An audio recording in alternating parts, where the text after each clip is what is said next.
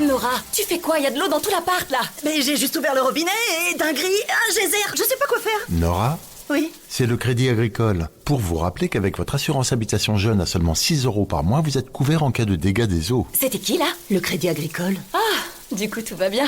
La nouvelle assurance habitation jeune du Crédit Agricole, 6 € par mois, c'est tout. Contrat assuré par Pacifica, entreprise régie par le Code des assurances et distribué par votre caisse régionale de Crédit Agricole courtier en assurance. Tarif en vigueur au 1er janvier 2023. Conditions sur crédit-agricole.fr. L'info éco avec Capital. On commence avec l'info pratique Capital. Voici les 4 astuces pour éviter l'arnaque de la Movie Money. De nombreux faux billets de 20 et 50 € en provenance de la Chine font leur apparition en France. Si jamais vous avez un doute sur un billet, il existe 4 astuces pour vérifier s'il s'agit d'un vrai ou d'un faux. La première concerne la signature des billets. Sur les vrais, il y a celle de Mario Draghi alors que c'est la marque Movie Money qui apparaît sur les faux. Deuxième élément alarmant, à la place de la traduction du mot euro en grec figure un mot anglais qui signifie accessoire. Concernant la numérotation du billet, s'il s'agit d'un faux, elle aura la plupart du temps la même et sera composée de chiffres de 6 à 8. Enfin, dernière astuce, sur le faux billet, il y a une inscription en anglais très explicite qui signifie « ceci n'est pas légal et ne peut être utilisé que comme accessoire ».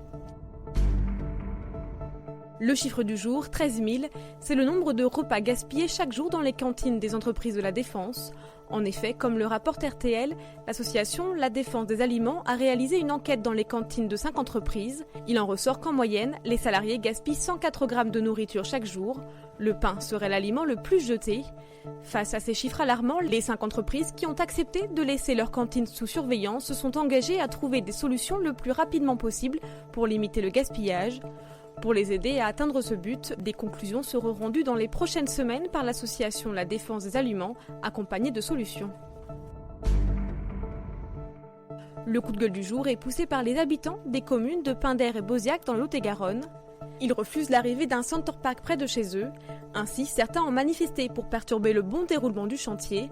Porté par le groupe Pierre et Vacances Center Park, le projet est largement soutenu par le département qui y voit une aubaine touristique.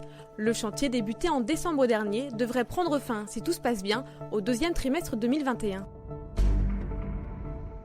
On termine avec les 11 millions de foyers qui seront dispensés de déclaration de revenus en 2020. Il s'agira essentiellement des contribuables dont la situation financière est restée stable d'une année sur l'autre, comme pour les retraités ou les salariés qui perçoivent un salaire ou une pension fixe. Pour ces personnes, le but c'est que d'ici la fin du quinquennat, il n'y ait plus de déclaration d'impôt, a déclaré Gérald Darmanin. C'était l'info éco avec Capital.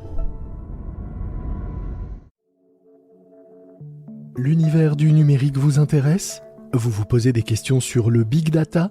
Découvrez les Bigs Entretiens du Big Data, une collection d'entretiens de référence sur la data et ses enjeux. Les Bigs Entretiens du Big Data, un podcast Capital.